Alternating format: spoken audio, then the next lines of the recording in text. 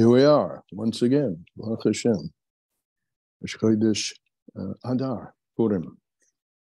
So here we're going into Hayom Yom for today, the 30th of Shvat. Many Chassidim consider the day they arrived in the Lubavitch to be their birthday. My teacher, Rav Shmuel Betzalel, this is the Frierdiker Rebbe's teacher, he arrived in the Lubavitch the first time on Thursday evening, Parshas Mishpatim.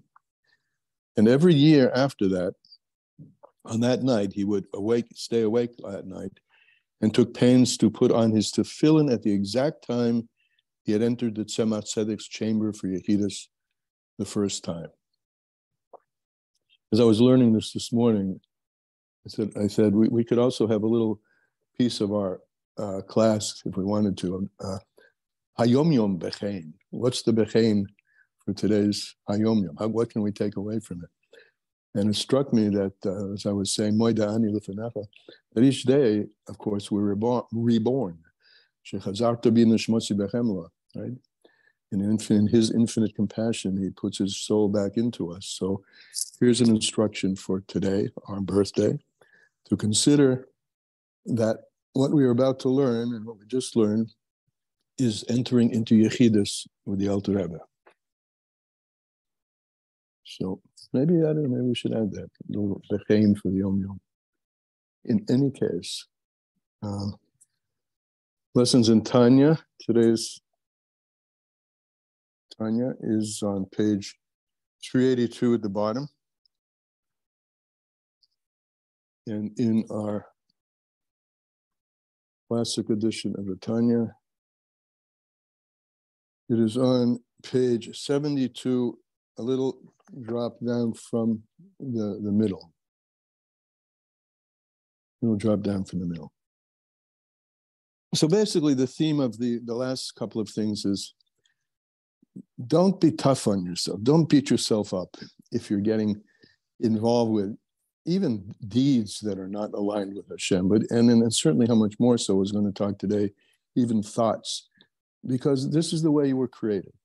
You were created for this, and you were created to engage in a battle with these negative forces, and you've been given all the equipment that you need to do it.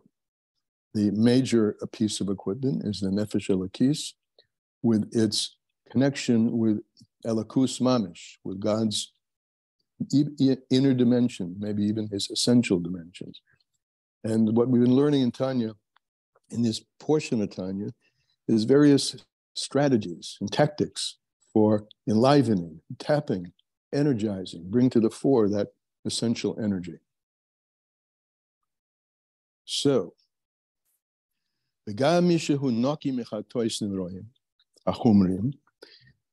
yesterday we spoke about a person, which is the majority of us, who one way or another have been involved in some activities, either in deed or in thought, which are not aligned with Hashem's will.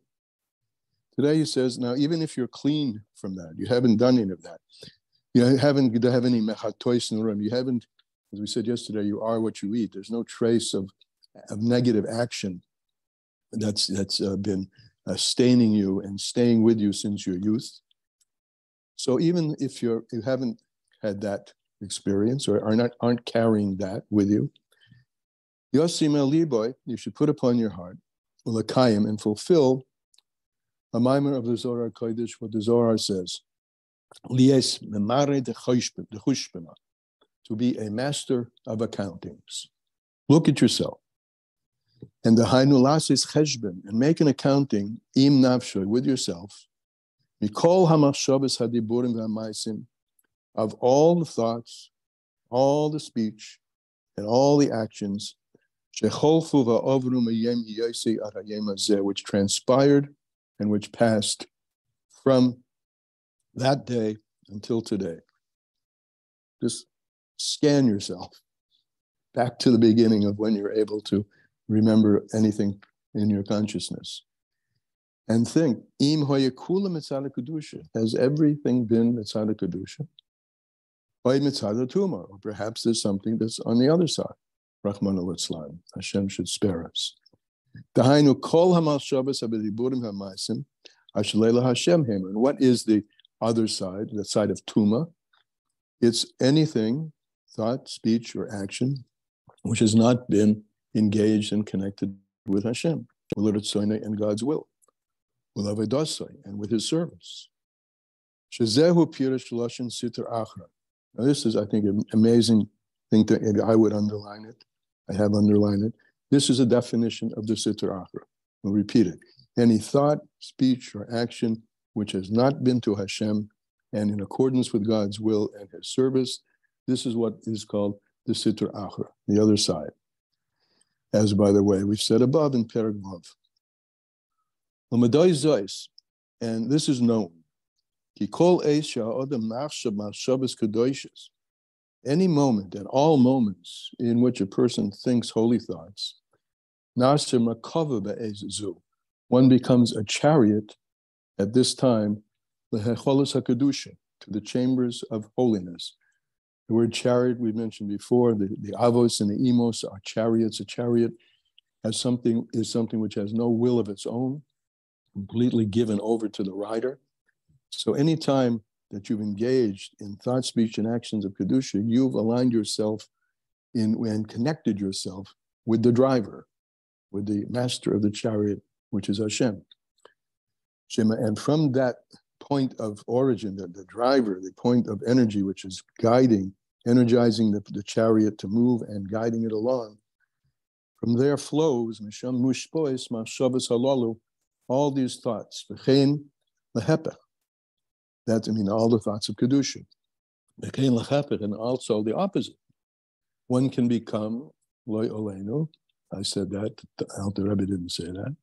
One can become a Merkava Tuma, a chariot completely given over to the other side. Be'ezu, at any particular time. Lehecholas Tumas, to the chambers of Tuma. Shemehem Mishpois, Kol Mashavas Rois, from which flows out all negative, evil thoughts. So it's your choice. Who's going to drive you? Who are you going to give yourself over to? Oid Yasim El Liboy, also a person should put upon his heart. Reiv Cheloimais. Think about all the dreams that you have. Shehen Hevel, which generally are vanities or breath, just the sort of nothing. Verois Ruach, and bad wind, literally, bad wind. And the reason for that is because the soul doesn't go up into the chambers of Kedusha. It's written in Tillim, Mi Yala Bahar Hashem, who can go up into the mountains of Hashem? And the answer given, Naki Kapayim Ubar Levov, one who has clean hands and Bar Levov, and a refined heart, or a pure heart. Ve'enim sirtin devishin. And now we're giving a quote from the Zohar on this pasuk in Tillim.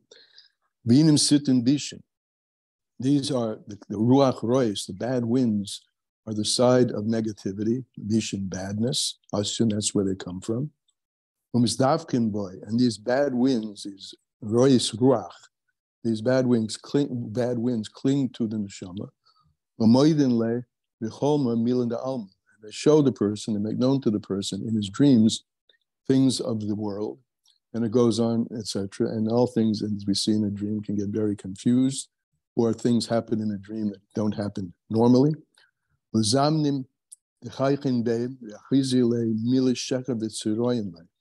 they show him, they mock him, and they show him things that are lies and bothersome in his dreams. And this is all because of, to whatever extent, even a small extent, that one hasn't consistently made his body and soul, the apparatus with which he works in the world, his chariot, hasn't consistently been aligned with Hashem. Because of his Zoya, as that was all a quote from Zoya in parts of the Yikra. Daf Kuf Hey, Amid Aleph, Ayin Beis, Ayin Shom Berichos, see there at length. And that's today's short Tanya. So what do we have from this? Geen comments.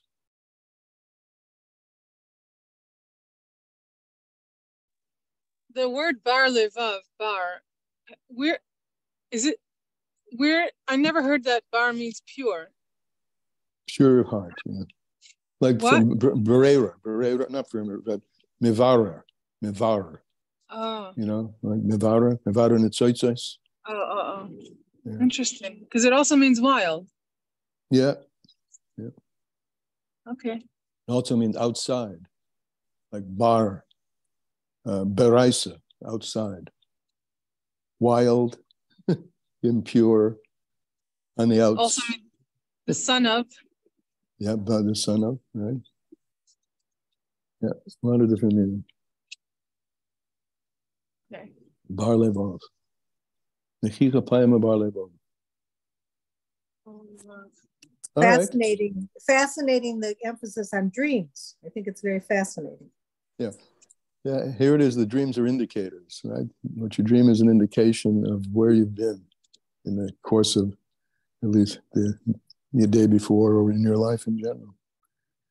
And occasionally you may have a merit to see a glimpse of the other side. It all has to do. That's the point. The relationship between your thoughts, speech, and actions in your awakened life to your dream state.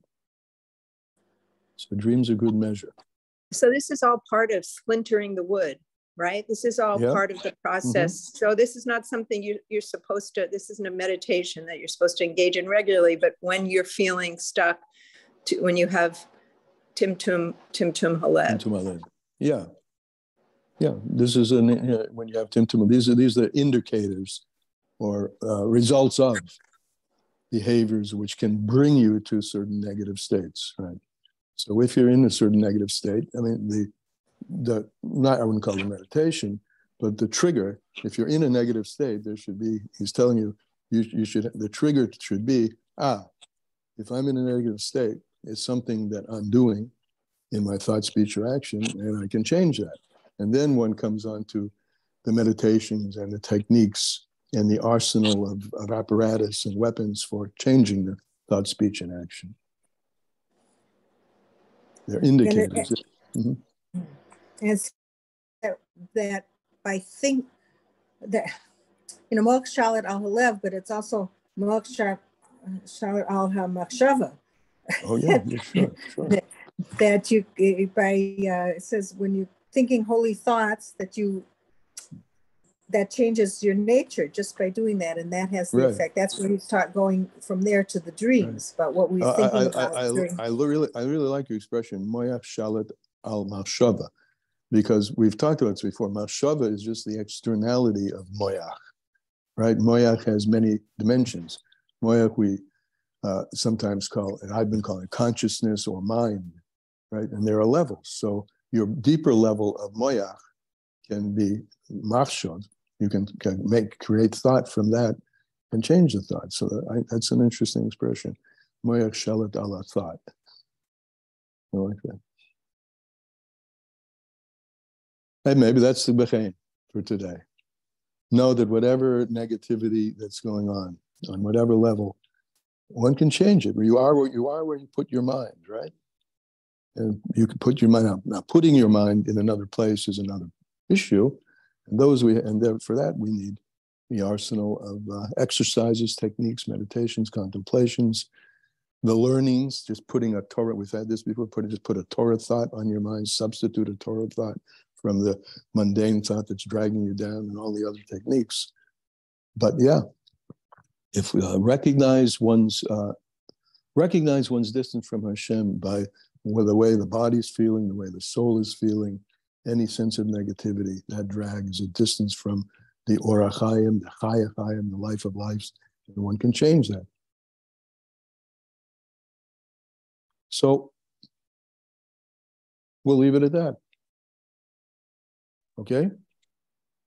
Okay, I just want to add, Machshava, that when I taught this joy, the class on joy, it says that Machshava and Besimcha is the same letters because your joy dependent on your thoughts. So you could think good thoughts and be happy. That's a great one. I love that. Beautiful. Thought and simcha the same letters. Great. You guys are good. We'll see you tomorrow, Mr. Hashem. Thank you, Rabbi. Thank you. Good Chodesh. Good Chodesh. Yeah, thank you. Thank you.